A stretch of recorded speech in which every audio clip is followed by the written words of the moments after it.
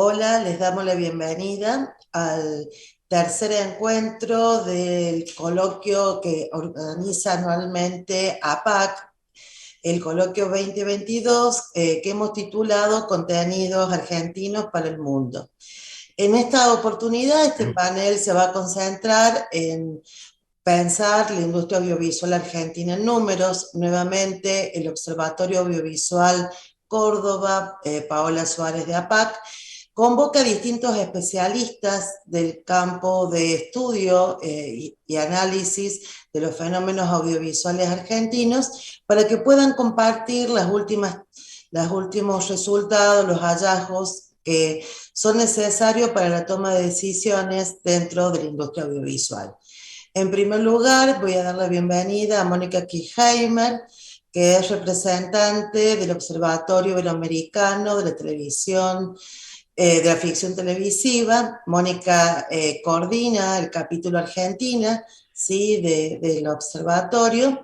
Y bueno, ella se concentrará un poco en lo que es este análisis comparativo que Ovitel elabora desde hace varios años y que anualmente permite reconocer e identificar la situación de la ficción pensada inicialmente para la televisión y bueno, desde hace un tiempo ha generado nuevas preguntas al observatorio. Bienvenida, Mónica. Bueno, muchas gracias Cristina, gracias a PAC por la invitación. Como decía Cristina, formo parte del Observatorio Iberoamericano de Ficción Televisiva que reúne 12 países, incluidos España, Portugal y la producción latina de Estados Unidos. Y desde hace más de 10 años venimos haciendo un monitoreo de lo que ocurre en términos de capacidad productiva de cada uno de los países. eh, en relación con la ficción televisiva que se estrenaba originalmente en televisión abierta, es decir, eh, para decirlo en términos tradicionales de la producción argentina, lo que estábamos mirando era el impacto de la telenovela y la telecomedia eh, en Argentina y en otros países de la región o del ámbito vital. Desde hace unos años, no solo la caída del rating y del share de la televisión en general, sino muy particularmente de la ficción en la pantalla de la televisión abierta, implicó, como decía Cristina, nuevas preguntas en términos de hacia dónde se mueve o hacia dónde se ha movido la ficción. Me gustaría compartir con ustedes algunos pocos datos en relación con esta producción, de manera que podamos lanzar algún debate, digamos, en relación con la, el estado actual de los contenidos argentinos. Así que voy a compartir pantalla. Eh, en, en, en principio, lo primero que me interesa compartir es cómo se compuso la pantalla abierta televisiva argentina en el año 2021, que es nuestro último anuario, y como podemos ver, de toda la oferta, digamos, de tipos de producción, la producción ficcional en total ocupa un 10% de la pantalla. Hubo un 4% menos de horas de emisión de ficción y digamos, y ese espacio y un poco más lo ganaron las horas de emisión de entretenimiento que como novedad podemos encontrar que casi equipara la cantidad de horas destinadas a información, que en nuestro país siempre es mucha, ¿no? Es cerca de un cuarto de la programación está destinada a la información. Eso no será una novedad. La novedad es que el entretenimiento, además de fagocitar parte de las horas de la ficción, casi equipare, digamos, al peso en términos de horas de programación a la información. Ahora, ese 10% de horas presentadas, emitidas de ficción, ¿cómo se compone? Es un total de cerca de 5.000 horas, de las cuales solo 103 son estrenos de ficción de la televisión abierta producidos nacionalmente. 648 horas, digamos casi 700 horas, son estrenos de ficción iberoamericana, es decir, de estos países que comentaba, América Latina, Portugal, España y Estados Unidos Latino, y 4.209 horas, o sea, la inmensa mayoría, es más de del 75% de la programación, son reposiciones o telenovelas o ficciones de otros orígenes no Ovitel. Por ejemplo, las telenovelas turcas, que ocupan buena parte del espacio. Eh, o reposiciones, que eso es algo que la pandemia, algo bastante inhabitual en la televisión abierta en general y que con la pandemia se acentuó y es una tendencia que parece mantenerse. ¿Cuál es la evolución?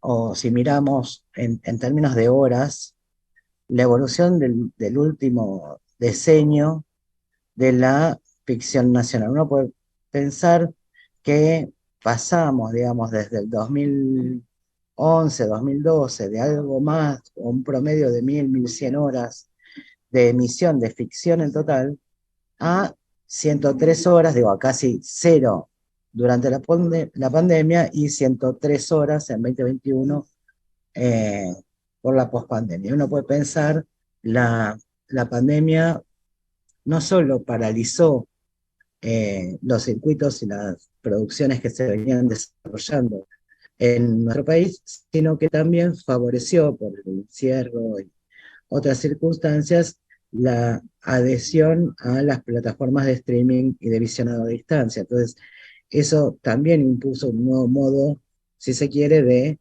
eh, ser espectador de ficción. Y se nota, digamos, una caída tremenda. La caída anterior que puede verse es en el momento de la desaparición del financiamiento público en relación con las ficciones y un repunte cuando hacen su ingreso estelar las telenovelas turcas, previamente, ¿no? 2014, 2015, 2016, 17, esa curva. Eh, bueno, el 2021 es junto con la menor emisión, también cae el rating, que también tiene un pico de cerca de 10 puntos de rating, de acuerdo con lo que nos permitió conocer Cantar y Bope, solo 10 puntos de rating, la ficción de estreno más vista. Y esto es una tendencia que, como vemos, sigue la misma tendencia que las horas, ¿no? Es bastante lógico en un punto. Si no hay espectadores, tampoco hay ficción. Sin embargo, no hay espectadores para la ficción, pero sí hay espectadores para otras producciones, como el caso del entretenimiento, que como decíamos al principio, incrementa en un 93% la presencia de ciclos a partir, digamos, a lo largo de la década, a partir de la incorporación y adaptación de formatos internacionales, ¿no? Los de baile, los de cocina, los de canto, etcétera, ¿no? Tienen el formato de entretenimiento reality o los de concurso, tanto de conocimiento como de más de azar, etcétera. Pero ocupan una muy buena parte del tiempo en pantalla y va increyendo, ¿no? Eh, bueno, solamente estos datos para pensar en qué lugar estamos y qué proyección, ¿no? Eh, Uno puede pensar que la televisión abierta dejó de ser, y lo vamos a decir más fuertemente, digo, por lo menos no privilegia la ficción en este momento en su programación de estreno, porque sí, si bien hay muchas menos horas de ficción, sí sigue habiendo la emisión de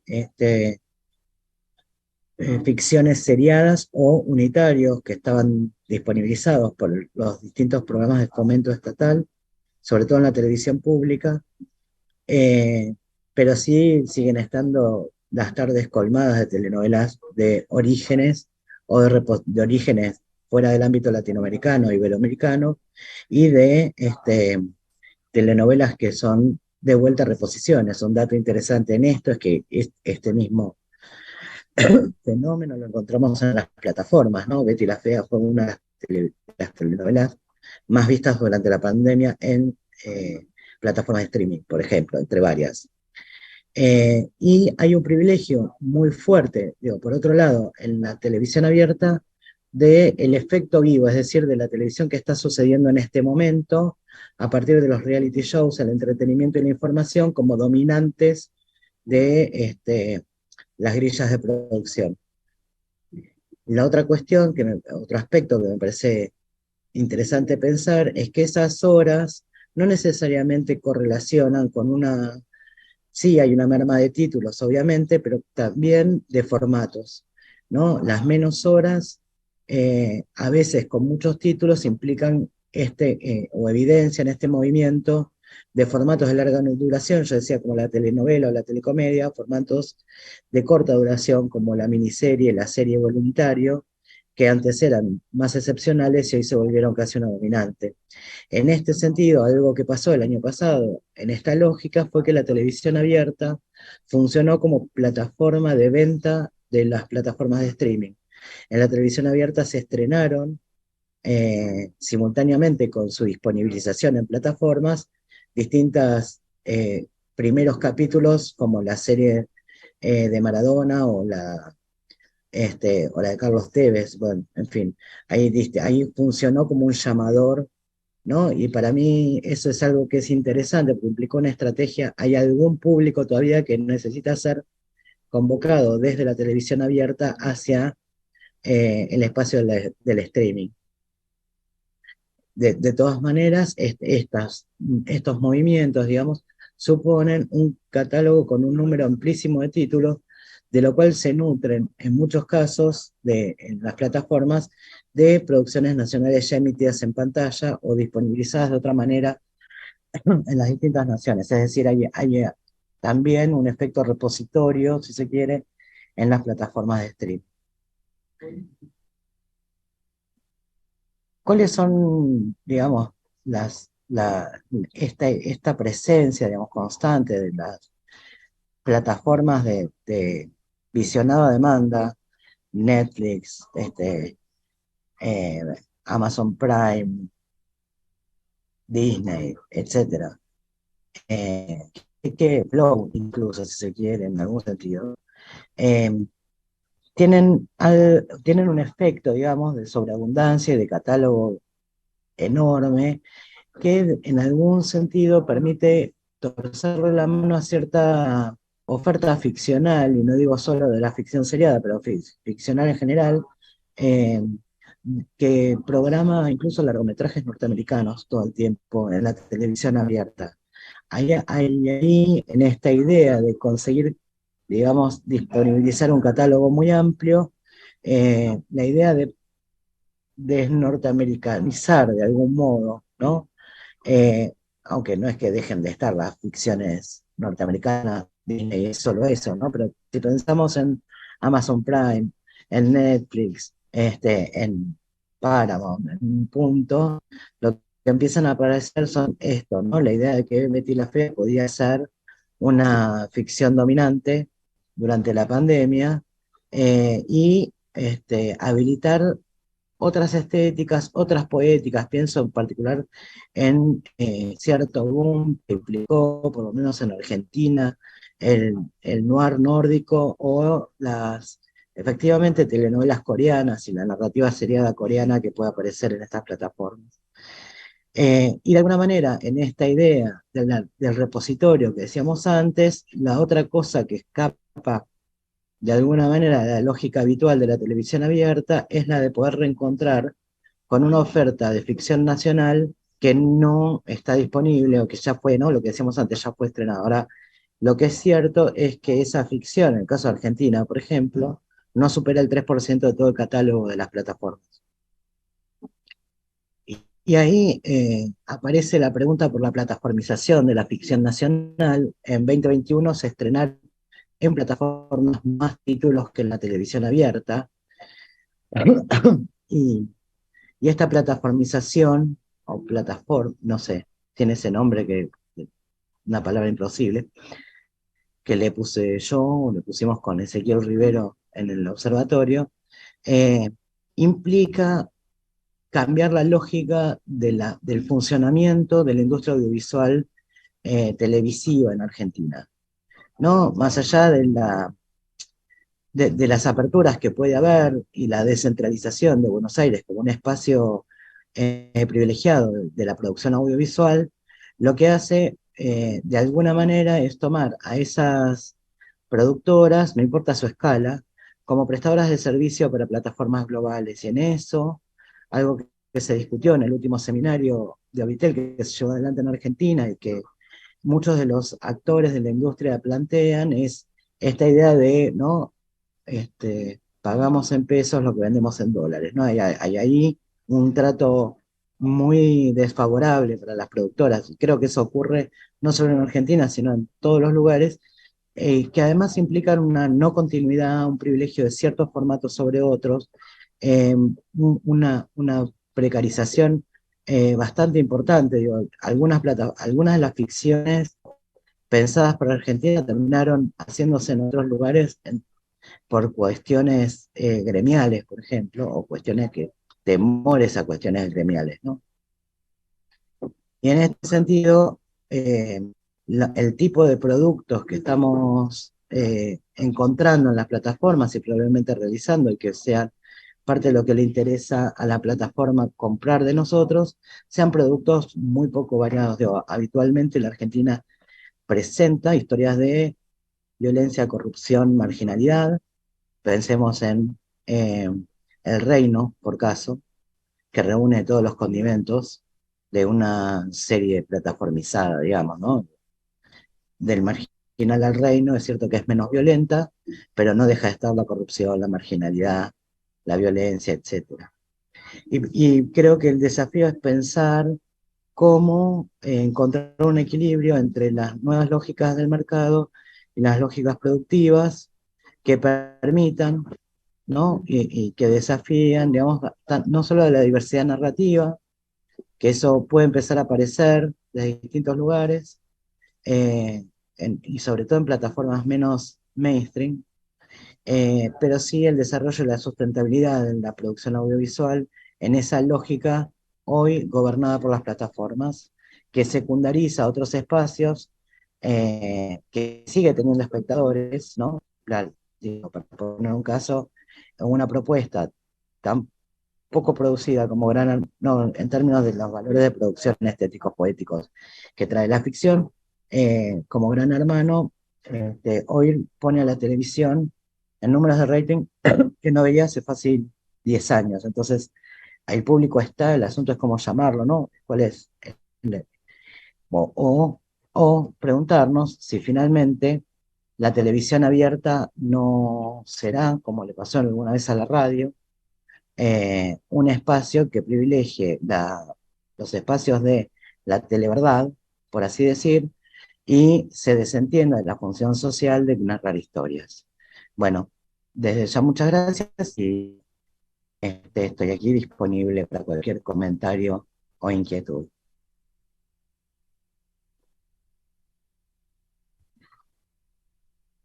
Muchas gracias, Mónica, muy interesante.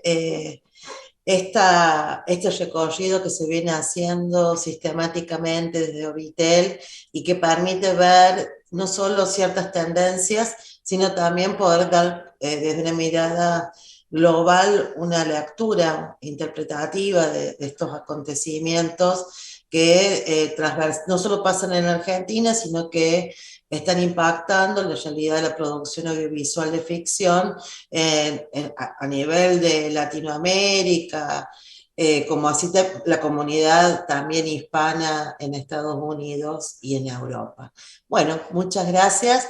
Ahora pasamos a la exposición de Carlos Trioni, Carlos es representante en este momento en este coloquio de APAC del proyecto de investigación Travesías por la Audiovisualidad de Córdoba, el espacio en los espacios. Es un proyecto de investigación avalado y financiado por la Secretaría de Ciencia y Técnica de la Universidad Nacional de Córdoba, que desde hace varios años está siguiendo la producción audiovisual de la provincia de Córdoba.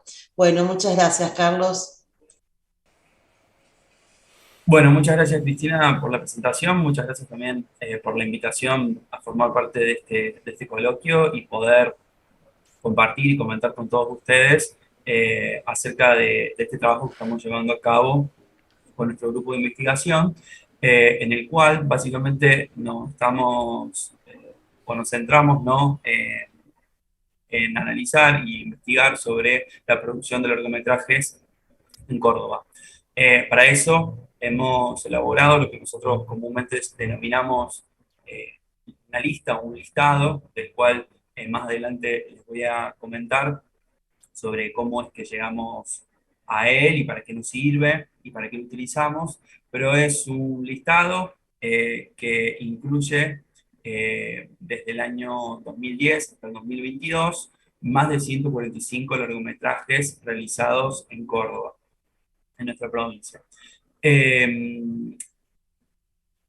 Decidí ponerle más de 145, digamos, porque bueno, es una lista que está en constante evolución y que bueno, no está cerrada y que lo más probable es que en el transcurso de estos días y de lo que queda del año se vea incrementada, ¿sí? Con próximos estrenos, por lo cual, digamos, bueno, es importante, pues un aspecto, digamos, importante tener en cuenta y que en cierta manera evidencia su vida y su constante evolución, ¿sí? Tal como dijo Cristina hace un ratito, digamos, mi nombre es Carlos Trioni y yo formo parte de este equipo de investigación radicado en la Universidad Nacional de Córdoba. Eh, Me desempeño como docente, también como investigador, gestor cultural, y un aspecto que me parece también importante tener en cuenta es que también soy realizador audiovisual y parte de mi producción audiovisual forma parte de este listado, por lo cual al momento de hablar y compartir, digamos, estos resultados de esta investigación, me encuentro, por así decirlo, de los dos lados, ¿no? Como investigador y también como realizador de una parte de estos objetos de estudio, ¿no? En lo cual, digamos, de cierta manera, también se repite, ¿sí? Con varios de los integrantes o las integrantes del equipo de investigación que también tienen sus películas dentro de este listado. Eh, Nuestro equipo, ¿sí? Tiene una larga historia, ¿sí?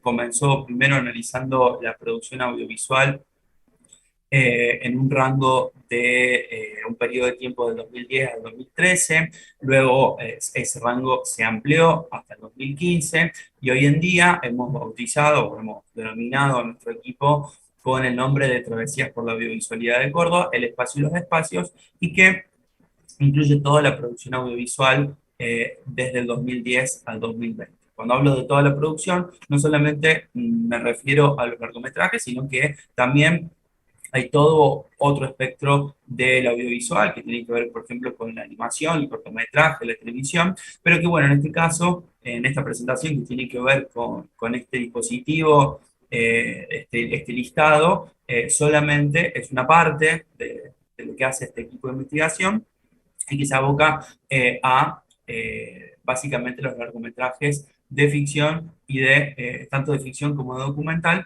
que se producen por y en nuestra provincia de Córdoba. Eh, ¿De qué hablamos cuando hablamos de este denominado listado? Bueno, no deja de ser una especie de dispositivo, un inventario, una especie de cartografía que a nosotros nos ha permitido tener una mejor perspectiva de todo lo que se ha venido produciendo y estrenando en nuestra provincia desde el 2010 a la actualidad. Si bien el nombre de nuestro equipo de investigación limita, digamos, el periodo de tiempo hasta el 2020, en constante evolución también hemos ido incorporando todo lo que ocurrió en el 2021 y en el 2022, por lo cual, digamos, llega hasta el presente. Este listado ha consistido básicamente en recopilar todos estos estrenos de largometrajes, sistematizarlos, ¿sí?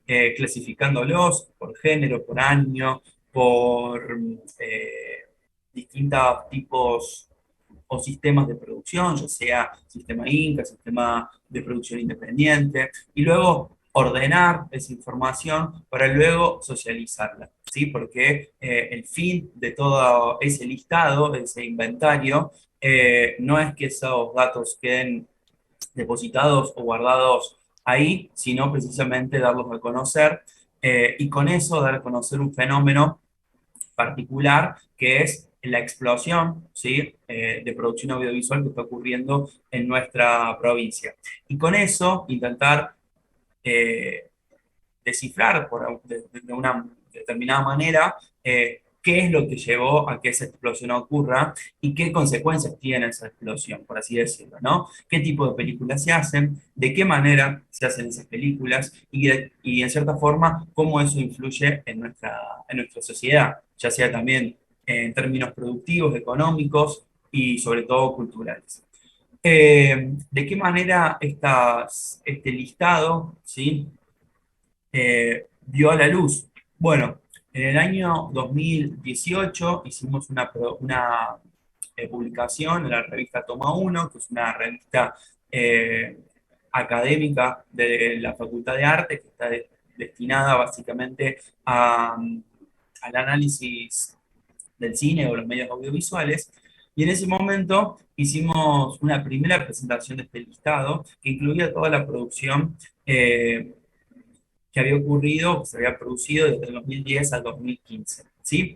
En ese momento, el número arrojado era de 42 largometrajes, eh, pero para poder llegar y para poder sistematizar esa lista y llegar a ese número de 42 largometrajes, fue necesario, en principio, establecer una metodología que consistió básicamente en establecer 5 criterios a partir de los cuales estos largometrajes iban a poder o no formar parte de este listado.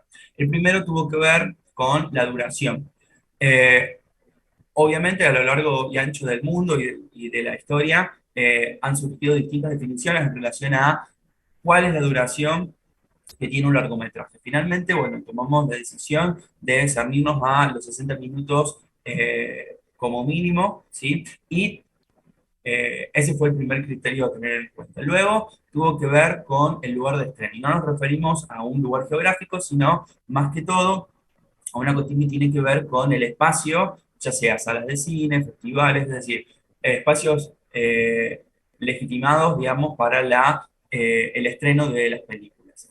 En tercera instancia, tomamos como tercer criterio la difusión de estos estrenos y de estas películas. Para nosotros era sumamente importante de que estos largometrajes hubiesen tenido una repercusión o un paso, por así decirlo, por distintos medios de comunicación ajenos, digamos, a la propia producción. Es decir, que hayan trascendido, ya sea en diarios, portales, televisión, radio, etc.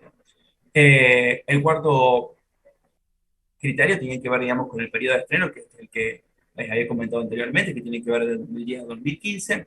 Y por último, el más importante, tenía que ver con las características geográficas del proceso productivo. Y para ello se tuvo en cuenta, ¿sí? Que tanto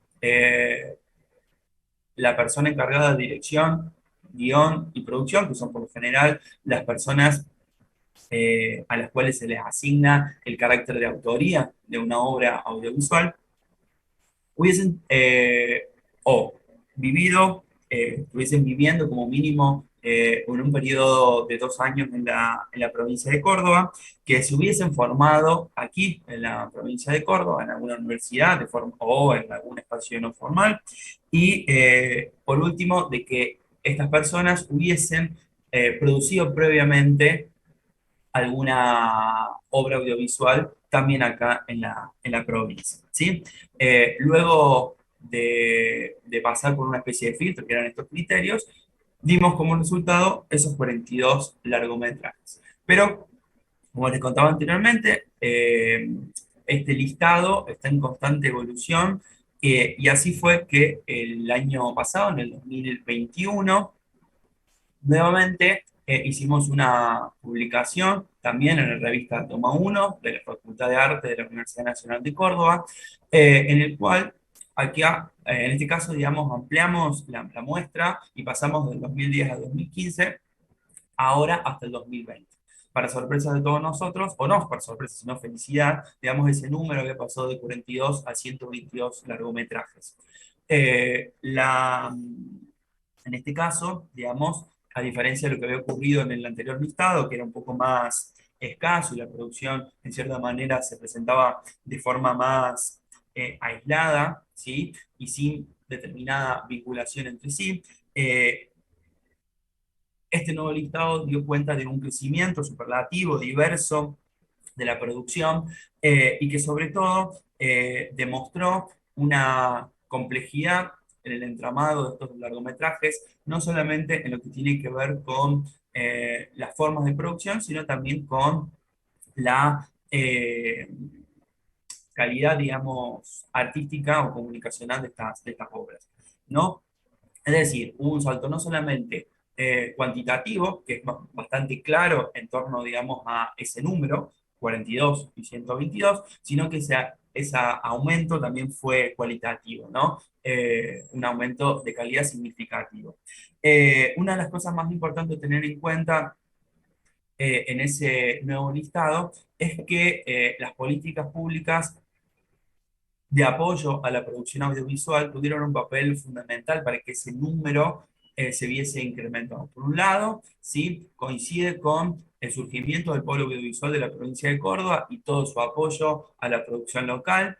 Luego, una política de federalización de la producción que nosotros decidimos englobarla en lo que es el concurso de desarrollo de producciones audiovisuales Raimundo Gleiser y también su versión Raimundo Gleiser Cine de la Base, que en la provincia de Córdoba tiene muchos representantes, muchos ganadores representantes.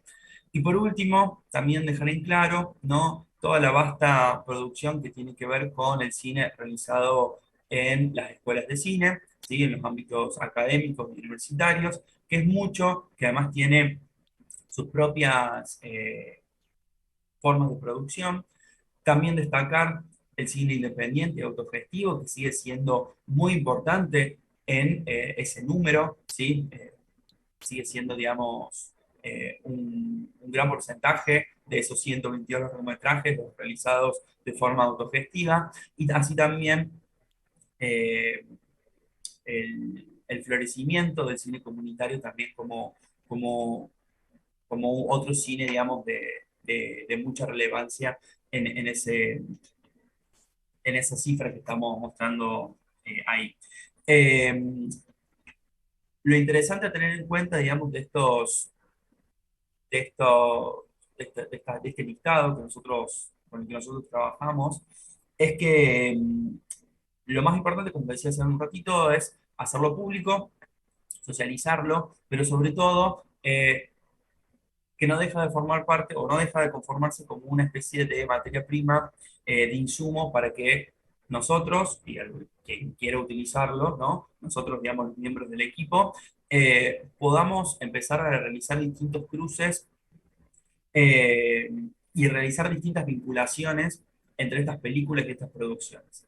Vinculaciones que tienen que ver con intentar descifrar o entender mejor de qué manera se produce en nuestra provincia, ¿sí? Con qué sistemas productivos, con qué metodologías, y por otra parte, cuáles son las poéticas y los mensajes que se están dando en estas producciones audiovisuales. ¿Qué puntos en comunes hay? ¿Qué temáticas se repiten? ¿Qué características audiovisuales priman por sobre otras?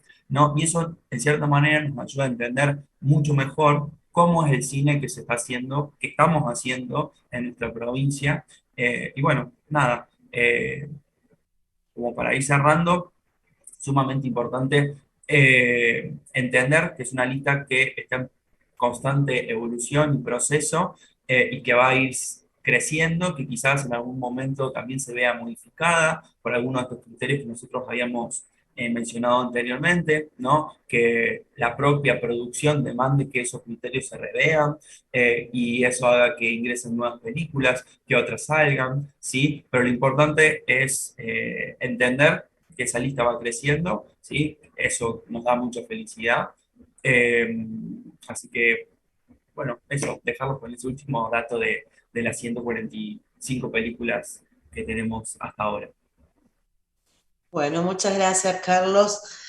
De los números complejos que mostraba Mónica en la relación de un tipo de dispositivo y un tipo de pantalla, a poder observar el movimiento del sector cuando nos centramos en otro tipo de objetos, ¿no?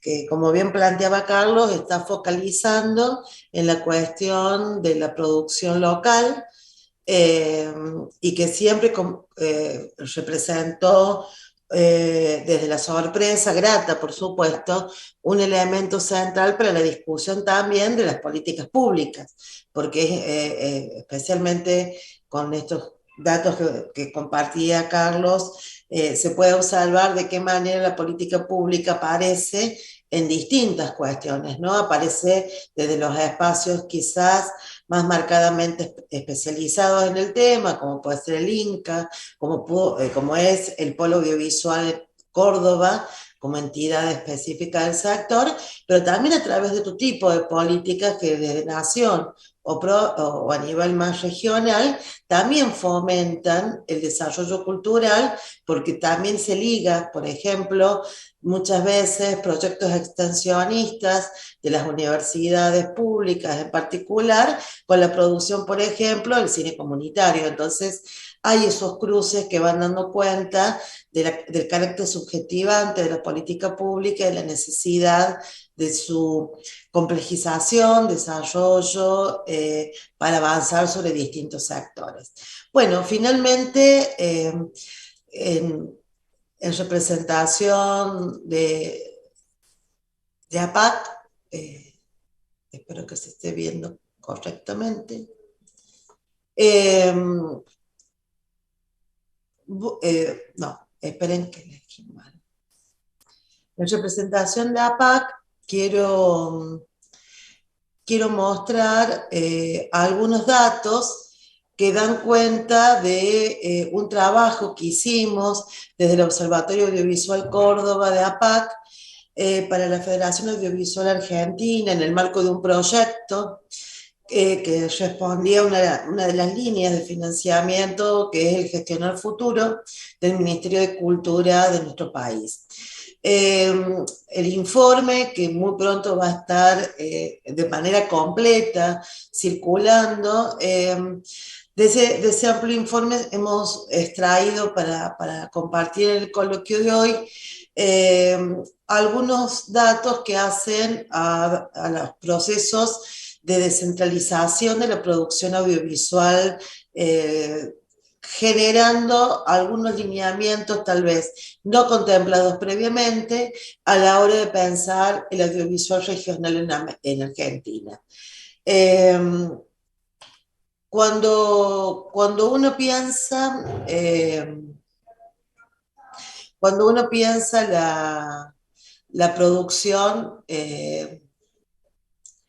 la producción regional, una de las cuestiones, acá comparto un mapa de nuestro país, un mapa, volvimos a retomar el mapa geográfico de la Argentina, el mapa político, para poder dar cuenta de algún funcionamiento que tiene que ver con las provincias, comunidades de análisis, pero que son la base a partir de la cual podemos trazar algún tipo de lectura de mayor amplitud y de carácter transversal.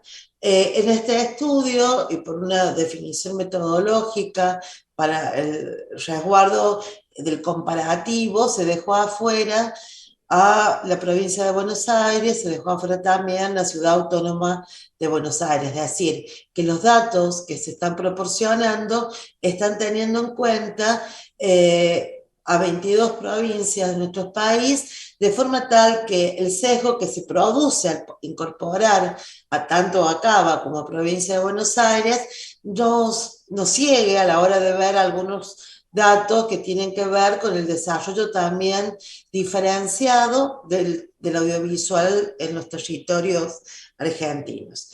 En primer lugar, queremos destacar un elemento que no siempre desde los estudios del audiovisual son considerados, que tienen que ver con la presencia a nivel de los estados provinciales, de las oficinas de promoción del audiovisual, el Film Commission, porque suelen ser espacios estratégicos a partir de los cuales se establecen dos tipos de lineamientos. Por un lado, un lineamiento tendiente a facilitar y promover la producción local del audiovisual, pero también otra tarea que tienen estas oficinas están ligadas a la búsqueda de fondos de financiamiento que vienen desde afuera, digamos, del territorio local, a filmar en el espacio provincial, lo cual permite tener un impacto a nivel socioeconómico, ¿sí?, en el desarrollo de los distintos campos de actuación del audiovisual a nivel territorial. Esta presencia, aunque sea externa, del rodaje, especialmente del rodaje en las provincias, ha tenido como un punto interesante de reconocimiento en términos de poder pensar cómo el principio ser meramente un espacio receptivo que ofrece un paisaje. Muchas provincias han logrado ampliar ese espectro sumando otro tipo de recursos que se ponen como parte de una oferta que está ligada a distintos tipos de servicios, equipos técnicos, ¿sí?, lo cual ha llevado a una mayor profesionalización de cierto tipo de actividades en distintos lugares que habitualmente no estaban acostumbrados al desarrollo de este tipo de prácticas. Ahí en esta diapositiva podemos observar el amplio porcentaje de las provincias que sí cuentan con una oficina de promoción, que esto no solo tiene una articulación a nivel nacional, sino también que se han construido redes federales que congregan a los Film Commission de distintas provincias. Pero también empieza a aparecer otro elemento que a nosotros nos parece interesante, que son el juego de relaciones a nivel regional, que trasciende la idea de la provincia o comunidad para ir constituyendo una definición política de acciones conjuntas que van a permitir un mayor desarrollo de determinados espacios territoriales y de un campo profesional específico. Un ejemplo de ello es el NEFILMA, que es justamente un espacio articulado en el litoral argentino a la hora de generar acciones en conjunto, ¿sí? Esta cuestión del despliegue que ha tenido en estos últimos años de las políticas regionales, lo podemos identificar en un conjunto de casos, experiencias específicas. Uno de ellos es el programa de desarrollo de emprendimientos audiovisuales titulado Poné tu productor en acción, que establece fondos específicos de apoyo y acompañamiento a la producción audiovisual en el norte grande argentino, ¿sí? Acá las provincias que están articulando de forma directa son la de Chaco, Formosa, Misiones y La Rioja. Es interesante cuando uno lee el mapa, en este destacado en azul de las provincias involucradas, reconocer formas de trabajo que implican quizás un cruce de decisiones a niveles provinciales que no significan estar al lado, ¿no? Digo, que acá las fronteras pueden ser mucho más flexibles a la hora de construir estas líneas de las políticas públicas. Otro ejemplo que está interesante y que estamos siguiendo desde el OAC para FABA tiene que ver con el corredor audiovisual de los Andes, ¿sí? Que acá justamente están articulando todo un importante número de provincias.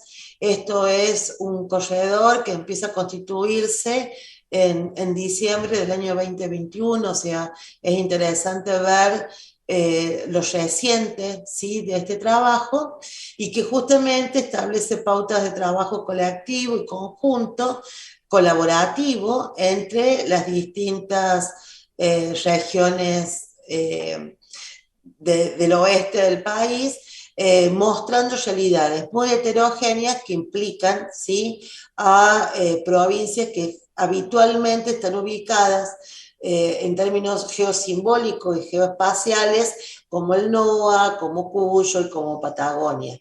Esta mirada de tipo transversal alimenta la idea de que en ese espacio van a poder confluir una serie bastante interesante y novedosa, ¿sí?, de producciones simbólicas que apela a distintos tipos de géneros, modos de producción del audiovisual, que estamos en ese camino de construcción.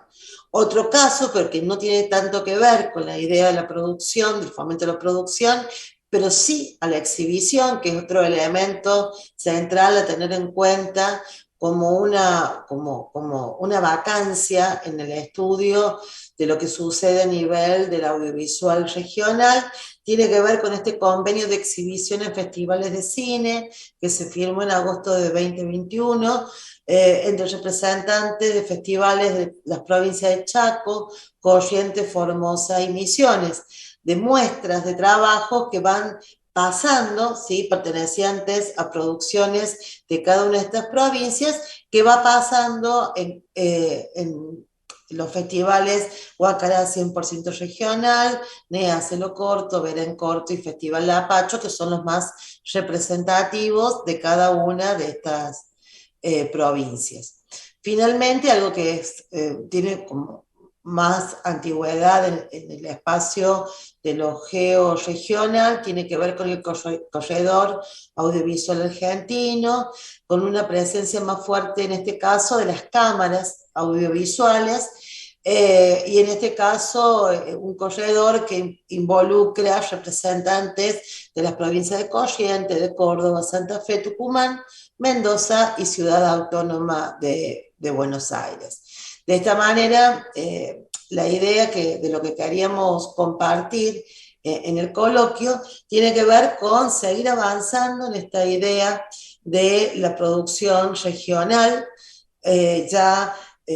Muchas veces desde el OAC hemos venido mostrando lo que es la producción de la provincia de Córdoba.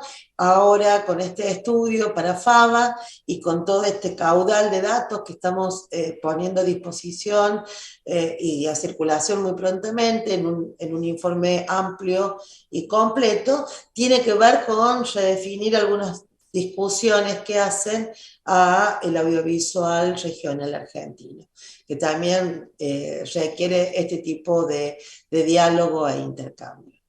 Bueno,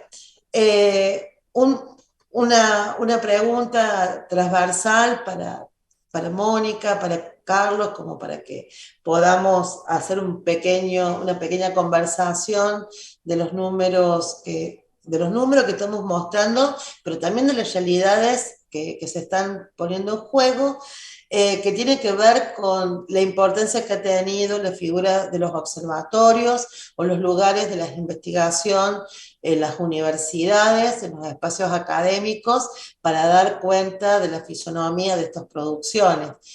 Mónica, en tu caso, si bien es cierto que hoy estás representando a Vitel aquí, también sos una de las referentes en nuestro país, pero también a nivel latinoamericano, de lo que es el estudio y el análisis de la producción de animación, ¿sí? En Argentina, pero también en América Latina. De alguna manera, ¿cómo ves en la relación del estudio del audiovisual, el acercamiento del audiovisual, lo que está sucediendo en este momento. Bueno, gracias por traer ese otro costado no indicial, o no necesariamente indicial de la producción audiovisual a la que nos dedicamos.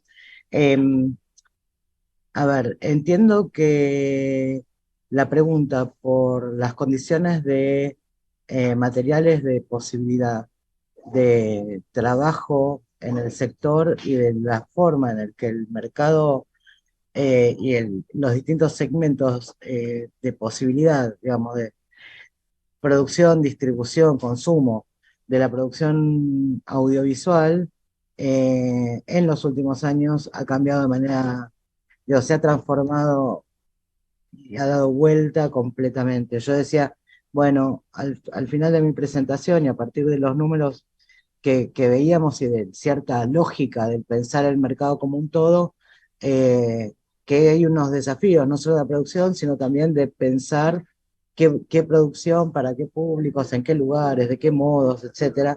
Y me parece que ese es parte de la ventana que abrió el pensamiento crítico habilitado desde las universidades públicas, ¿no? Las diversas políticas de fomento que fueron gestionándose fueron altamente pensadas, digo, habilitadas por la Ley de Servicios de Comunicación Audiovisual, infinitamente discutida por el sector universitario nacional, y, digo, de las universidades nacionales y las universidades provinciales, digo, por quienes estamos preocupados por las formas de contarnos un pasado, ¿no? Un presente, un futuro, las formas de imaginarnos. Eh, y desde ahí en adelante yo creo que es una preocupación que, digo, que la antecede, porque los 13 puntos que dan lugar, ¿no? Los distintos puntos que dan lugar a origen a la Ley de Servicios de Comunicación Audiovisual también fueron promovidos, entre otras, por quienes habitamos y militamos ciertas cuestiones en las universidades.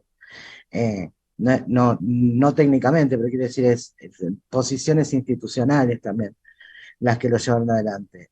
A mí me parece que tanto los datos que mostraba Carlos, como este relevamiento que exceptúa a Buenos Aires, digamos, como polo dominante, son efectivamente esperanzadores en esa lógica. Es decir, algo de lo que la política pública empezó a hacer fue creciendo y se fue desarrollando con y sin política pública, ¿no? Porque no olvidemos que hubo años en los que la política pública en este sentido se retrajo completamente y abandonó.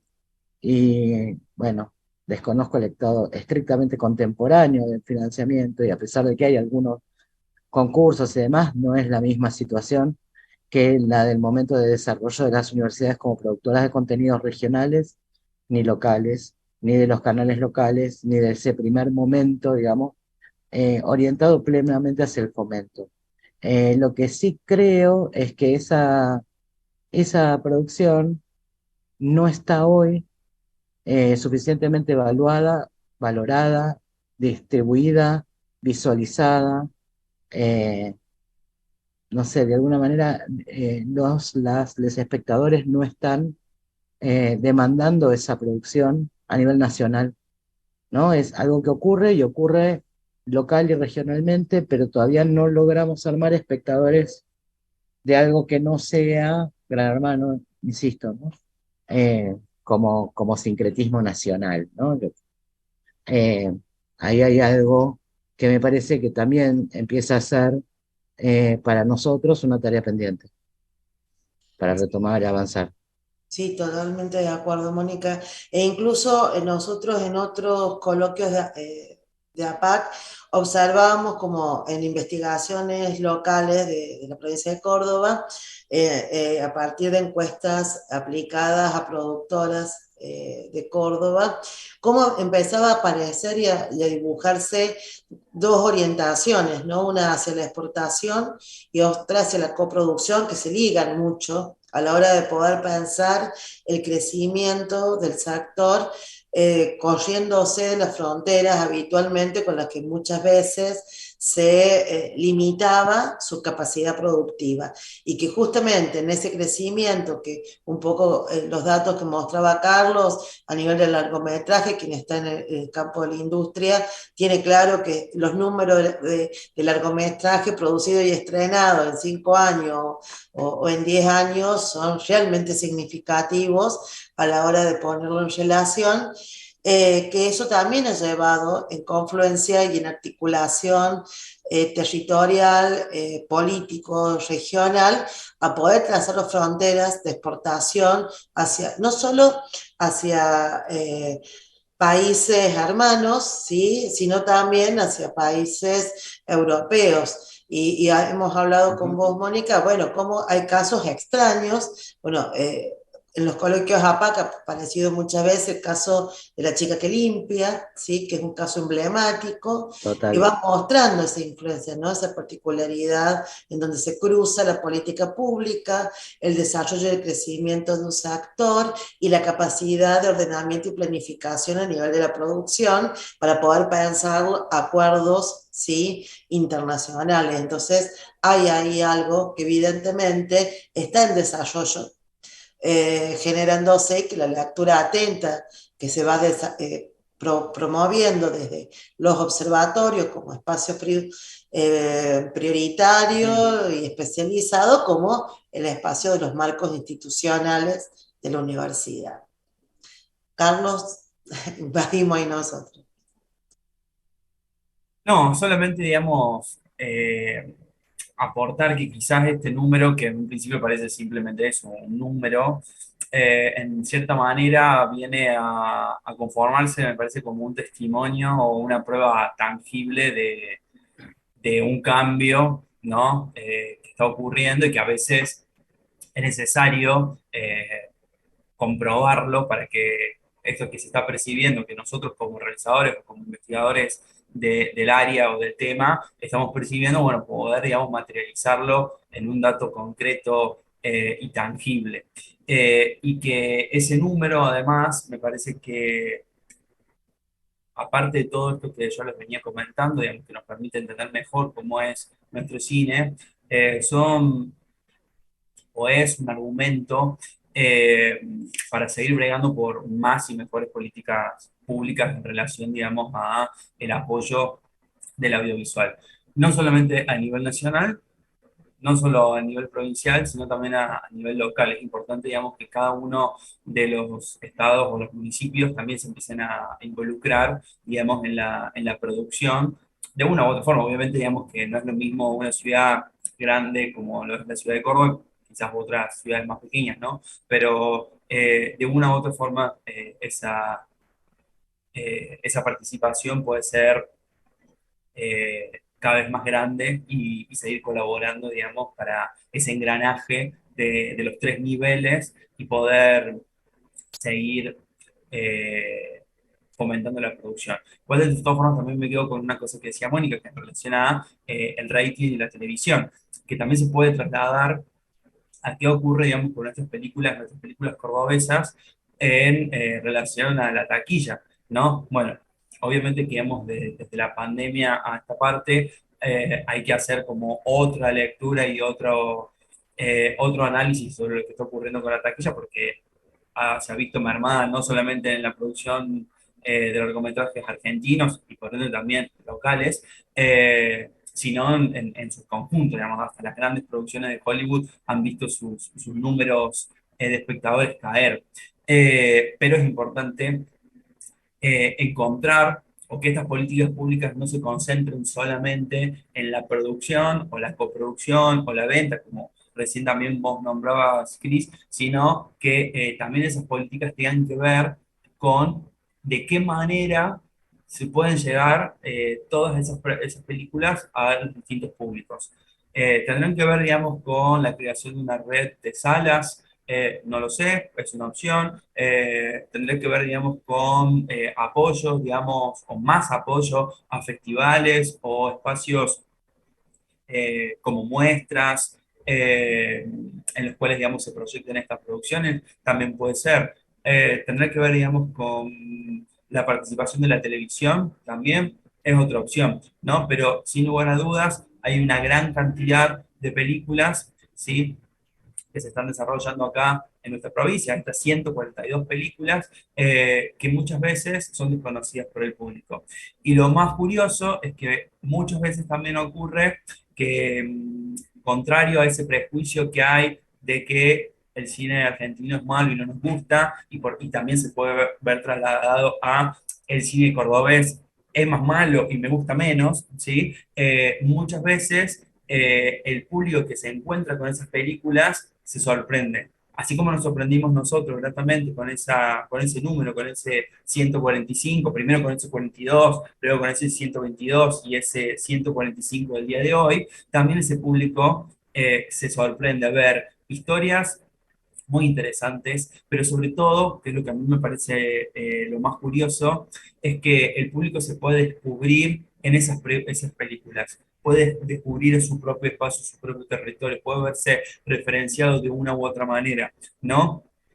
Y lo más interesante es que es a partir de historias y películas que son universales, que pueden ser entendidas y disfrutadas por todo el público del mundo y que además también tienen una calidad que está a la altura, digamos, de las producciones de todo el mundo. Ya no es como podía ocurrir hace 20, 25 años atrás, donde, bueno, las diferencias eran quizás más notorias. Hoy eso ya no existe, o bueno, quizás no en los mismos niveles, porque hay diferencias obviamente. Pero bueno, eso es lo que me parece más interesante, darle más oportunidades a que la gente pueda seguir descubriendo esas películas, que pueda seguir disfrutándolas y que sobre todo pueda seguir conversando no solo con la obra y sus realizadores, sino también con el resto del público para ver de qué manera los interpelan esas obras de una u otra manera. Bueno, gracias Carlos, gracias Mónica. A modo de finalización de este momento, quisiera rescatar como algunas ideas, ¿no? Acá se ha hablado de políticas públicas, acá se ha hablado de la diferencia de los distintos lenguajes, dispositivos y género, formatos del audiovisual. O sea, cuando uno habla de audiovisual, no todo es lo mismo, no todo se mueve de la misma lógica.